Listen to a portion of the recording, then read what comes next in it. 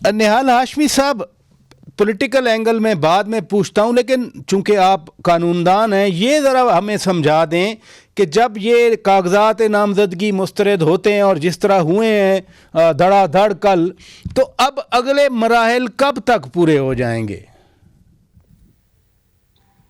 बिस्मिल्लाहिर्रहमानिर्रहीम। शौकत भाई, ये हमारा मामला नहीं है।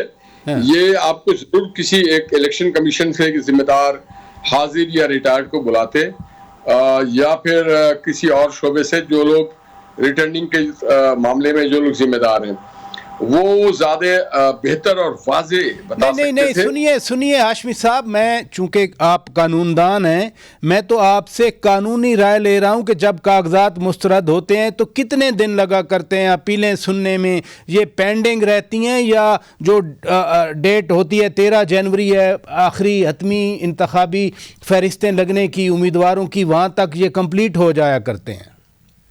जी, 3 तारीख से लेकर के 10 तारीख के दरमियान इसकी सुनवाई होगी। अच्छा। और इंशाल्लाह मैं उम्मीद रखता हूं कि जो रिटर्निंग अफसरान हैं वो अपनी जिम्मेदारी को महसूस करते हुए 3 से लेके 10 तारीख के अंदर अंदर इसको कंप्लीट कर देंगे।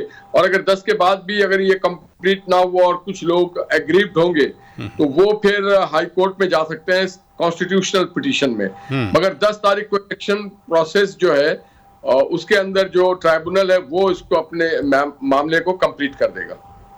अब देखें ना, आपने सवाल समझा नहीं, पहले मुझ पे एतराज़ शुरू कर दिए। अब अगली बात पे आते हैं। सरदार लतीफ़ खोसा साहब भी कानूनदान हैं, वो कह रहे हैं कि जी पीटीआई के तो सारे रहनुमा 90% मुस्तरद कर दिए गए, नून लीग का एक भी मुस्तरद नहीं हुआ। वो अगर ये कह रहे हैं, उनकी शिकायत वो बेहतर बता सकते हैं, मगर नून लीग के जो उम्मीदवारान हैं वो अपने कागजात को सही लेके गए हो, उन्होंने सारे ड्यूज क्लियर किया हुआ हो, उनके प्रपोजल और सेकेंडर सही होंगे, उनकी डिक्लेरेशन सही होगी, तो फिर उनको आपने सबके कबूल करना ही पड़ेगा। और अगर पीटीआई के दोस्तों के कागजात ठीक ना हो, उनकी डिक्लेरेशन ठीक ना हो, उनके प्रपोजल सेकेंडर ठीक ना हो, और सबसे बढ़कर ये डोमेन और जुरिस्डिक्शन जो है वो रिटर्निंग अफसर का है, नून लीग का नहीं है कि नून लीग इसको किसी को एक्सेप्ट करे या किसी को रिजेक्ट करे। तो ये सवाल नून लीग से नहीं बनता, ये सवाल बनता है जो रिटर्निंग अफसरान है, जो मजाज है और जो जिम्मेदारान है, वो इसका जवाब बेहतर देंगे।